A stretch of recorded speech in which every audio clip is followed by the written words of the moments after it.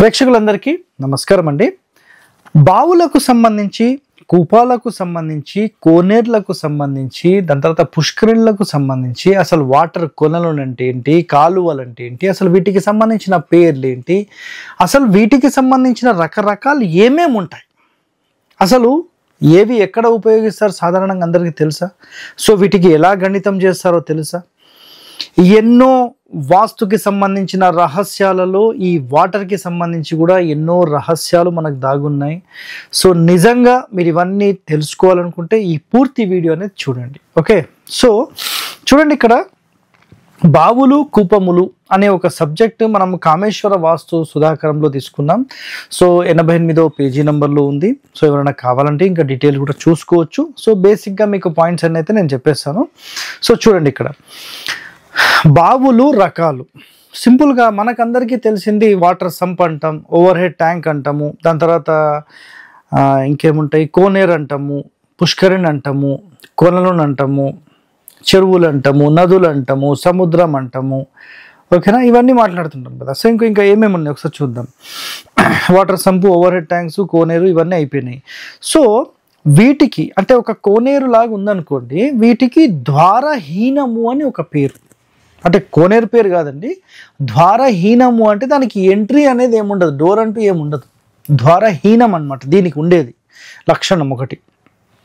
Next బావి కూపములు అంటారు, అంటే ద్వారము లేని వాటిని బావులు లేదంటే కూపాలు అంటారు. రైట్, ఒక మార్గము గలది వాపి. ఓకేనా, సో ఫస్ట్ది ద్వారహీనము అంటే ఇక్కడ మీరు అర్థం చేసుకోండి, దిగడానికి మెట్లు గిట్లు ఏముండవు, జస్ట్ మన బావి ఉంటుంది కదా, బావిలో దిగడానికి ఏం పెట్టరు. సో దానినే ద్వారహీనముకు సంబంధించిన బావులు కానీ కూపాలు అంటారు. ఒక మార్గము గలది వాపి అంటారు. సో దిగుడు బావులు ఎప్పుడైనా ఐడియా ఉన్నాయా? దిగుడు బావులు అంటే బావి మొత్తానికి దిగడానికి కూడా ఏర్పాటు చేస్తారు. సో దిగుడు బావి అంటారు. ఏమీ లేకపోతే ద్వారహీనానికి సంబంధించిన బావి, ఒక ద్వారం ఒక ఎంట్రీ మాత్రమే ఉంటే సో సింపుల్గా ఏమంటారు, దాన్ని దిగుడు బావి అంటారు. సో 4 పక్కల కూడా మార్గము కలది. సో సింపుల్ ఏమంటారు, పుష్కరిణి అంటారు. 4 వైపులా దిగడానికి ఉంటుందన్నమాట. సో సింపుల్గా మీరు తిరుపతి పుష్కరిణి వెళ్ళారు కదా, సో అన్ని వైపుల నుంచి దిగడానికి ఉంటుంది. సో ఈ మధ్య ప్యాక్ చేశారు, ఎందుకంటే పబ్లిక్ని బట్టి ప్యాక్ చేసేసారు. ఈ పుష్కరిణి సాధారణంగా ఏంటంటే స్క్వేర్లోనే ఉండాలి, కొన్ని చోట్ల పొడవు వెడల్పులు కూడా కొంచెం పెంచేస్తారనమాట. సో అది గుర్తుపెట్టుకోండి. 4 పక్కల మార్గం ఉండి పొడవు ఎక్కువగా ఉంటే దీర్ఘిక అంటారు. సో పుష్కరిణి పొడవు ఉందనుకోండి, దాన్ని దీర్ఘిక అంటారు. గుర్తుపెట్టుకోండి, ఈ పేర్లు చాలా ఇంపార్టెంట్.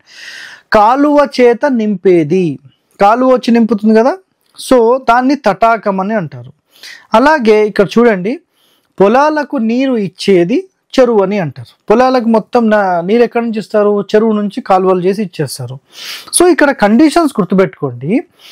క్షేత్ర మధ్యలో అంటే మొత్తం సైట్ ఏదైతే ఉంటుందో ఆ సైట్కి సంబంధించిన సెంటర్ ఆఫ్ ద పాయింట్లో గనక మీరు ఈ బావులు కానీ, ఈ కొలనులు కానీ, కోనేర్లు కానీ, ఈ వాటర్కి సంబంధించి ఏవైనా ఏర్పాటు చేస్తే, క్లియరా, చేస్తే ఏం జరుగుతుందో తెలుసా మీకు? గుర్తుపెట్టుకోండి పాయింట్. ధనహాని అంటే క్షేత్ర మధ్యస్థానంలో బావి తవ్విన ధనహాని. ఈశాన్యం వైపు తవ్వితే పుష్టి, తూర్పున ఐశ్వర్యము, ఆగ్నేయమున పుత్రహాని, దక్షిణమున శ్రీ నాశనము, పశ్చిమమున సంపద, వాయువ్యంలో శత్రుపీడ, ఉత్తరంలో సౌఖ్యము, మార్గ మధ్యమున గృహపతికి అర్ధనాశనము. సో ఈశాన్యం వైపు పెట్టడం చాలా మంచిది. పూర్తి ఈశాన్యంలో ఎట్టి పరిస్థితిలో పెట్టొద్దు. తూర్పు మంచిదే, ఉత్తరం మంచిదే, పడమర మంచిదే, దక్షిణంలో పెట్టొద్దని చెప్పారు, ఆగ్నేయంలో పెట్టొద్దని చెప్పారు, దక్షిణంలో పెట్టొద్దు, నైరుతిలో పెట్టొద్దు, వాయువ్యంలో పెట్టొద్దు.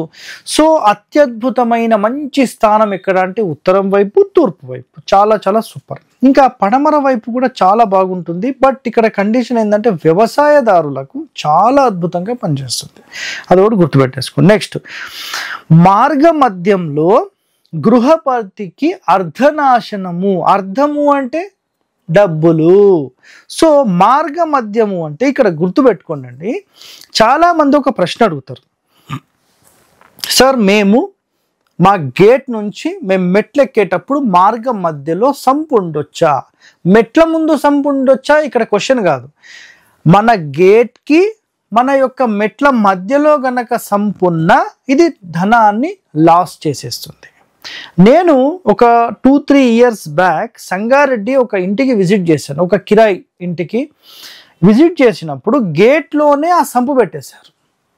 ఇది నేను చూసిన తర్వాత ఇది మొత్తం లాస్ చేస్తుంది, మొత్తం డబ్బుల్లో మైనస్ అయిపోతారు అంటే, లేదు ఇక్కడికి వచ్చిన తర్వాత మేము చాలా బాగున్నాం అన్నారు. కరెక్ట్గా నేను చెప్పిన 1 ఇయర్లో మొత్తం జీరో కొట్టేసేసి ఉద్యోగాలు చేసుకునే పరిస్థితికి వెళ్ళిపోయారు. అంటే ఒక బిజినెస్, మంచి బిజినెస్, నెలకు 1,00,000-1,50,000 సంపాదించే వ్యక్తులు ఒక 10,000 జాబ్ కోసం వెళ్ళాల్సిన పరిస్థితి వచ్చేసింది. అంటే అర్థం చేసుకోండి, ఆ రోజు చెప్పినప్పుడు వినకపోతే నేనేం చేయగలను?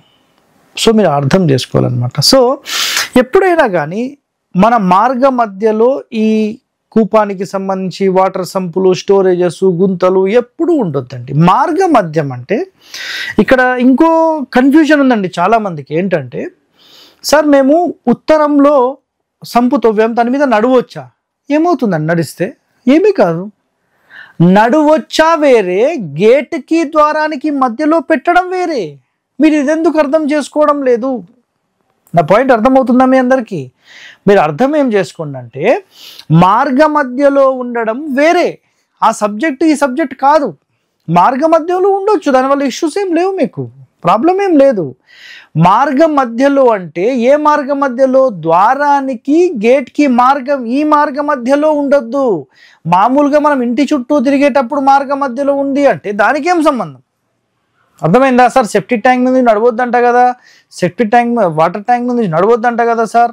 అరే ఇదెక్కడ కొత్త వచ్చాయండి? మన యొక్క మెయిన్ గేట్ నుంచి మన యొక్క ప్రధాన ద్వారానికి మనం ఇంటి లోపల నడుచుకుంటూ వెళ్ళినప్పుడు ఆ మార్గం మధ్యలో ఉండొద్దు అనేది శాస్త్రం చెప్పిన వర్డ్. మీరు అదర్థం చేసుకోవాలి. అర్థమవుతుందా? సో ఈరోజు నిజంగా మీరు ఏమేమి అంశాలు నేర్చుకున్నారో మళ్ళీ ఒక్కసారి చెప్తాను చూడండి. బావుల్లో రకాలు. సో ద్వారహీనం సంబంధించి ఏమంటారు? బావి అంటారు. కేవలం ఒక్క దారి మాత్రమే ఉంటే దాన్ని దిగుడు బావి అంటారు. 4 పక్కల ఎంట్రెన్సెస్ ఉంటే దాన్ని పుష్కరిణి అంటారు. ఒకవేళ స్క్వేర్గా ఉంటేనేమో దాన్ని ఏమంటారు? పుష్కరిణి. ఒకవేళ పొడవుగా ఎక్కువగా ఉంటే దాన్ని దీర్ఘిక అంటారు. సో కాలువలన్నీ నింపేది ఏమంటారు? తటాకం అని అంటారు. పొలాలకు నీరిచ్చేది చెరువు అంటారు. క్షేత్ర మధ్యలో ఎట్టి పరిస్థితుల్లో బావులు అనేవి తవ్వకూడదు, అది ధనహాని క్రియేట్ చేస్తుంది. ఈశాన్యం వైపు పుష్టి, తూర్పున ఐశ్వర్యము, ఆగ్నేయమున పుత్రహాని, దక్షిణమున శ్రీనాశనము, పశ్చిమమున సంపద, వాయువ్యంలో శత్రుపీడ, ఉత్తరంలో సౌఖ్యము, మార్గ మధ్యంలో గృహపతికి అర్ధనాశనము, ధననాశనము. సో పూర్తి సమాచారం చాలా షార్ట్కట్గా, చాలా సింపుల్గా మీకు ఈరోజు చెప్పడం జరిగింది. ఇలాంటి వాస్తు రహస్యాలు మీరు తెలుసుకోవాలంటే మన ఛానల్ని వెంటనే సబ్స్క్రైబ్ చేయండి, 10 మందితో కూడా షేర్ చేయండి. ధన్యవాదాలండి. Thank you.